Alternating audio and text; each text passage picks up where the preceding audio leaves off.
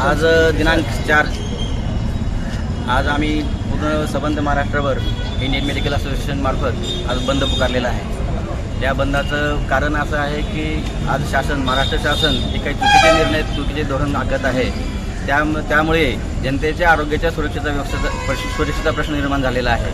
उदाहरणार्थ जसं की BHMS जे डिग्री घेऊन येतात, BHMS डिग्री घेतलेल्या डॉक्टरांना एक 6 महिन्याचा किंवा वर्षभराचा छोटासा कोर्स करायला लावून त्यांना MBBS सारखी इक्विव्हॅलंट डिग्री देण्याचा त्यांचा सरकारचा मानस आहे। हे तसं पाहिलं तर जनतेच्या आरोग्याच्या दृष्टीने खूपच धोकादायक आणि घातक आहे। जो कोर्स MBBS पूर्ण करण्यासाठी 5.5 वर्ष लागतात, 5.5 वर्षाचा कालावधी हा इंटरनॅशनली सगळ्यांनी घालून दिलेला कालावधी, तेवढा वेळ लागतो तेवढा अभ्यास करण्यासाठी जो सोडून देऊन एका 6 महिन्याचा कोर्स केलेला डॉक्टर जनतेची काय ट्रीटमेंट करू शकतो, काय आरोग्यसेवा देऊ शकतो, ही शंका आहे।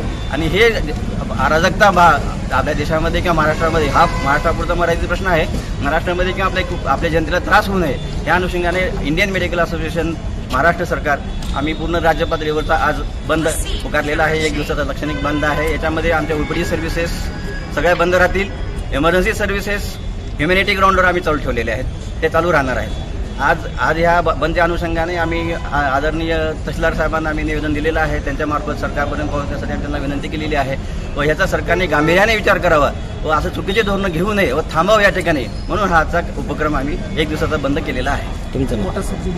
आणि तसंच पाहायला गेलं तर हा फार पूर्वी निर्णय घेतला होता, आम्ही त्याच्यात बंद करून त्यावेळेस त्यांना निर्णय रोखला होता आणि हा मॅटर सध्या कोर्टाच्या अधीन सुद्धा आहे। कोर्टाच्या अधीन असलेल्या मॅटरवर सुद्धा हे आता शासन निर्णय घेऊन आजपासून नवीन नियम लागू करण्याच्या प्रयत्नात आहे। कोर्टाचा सुद्धा हा अवमान एका दृष्टीनं अवमान केल्यासारखा आहे। या सगळ्या गोष्टीचं सरकारने लक्षात घ्यावं आणि आमच्या विनंतीला लक्षात घेऊन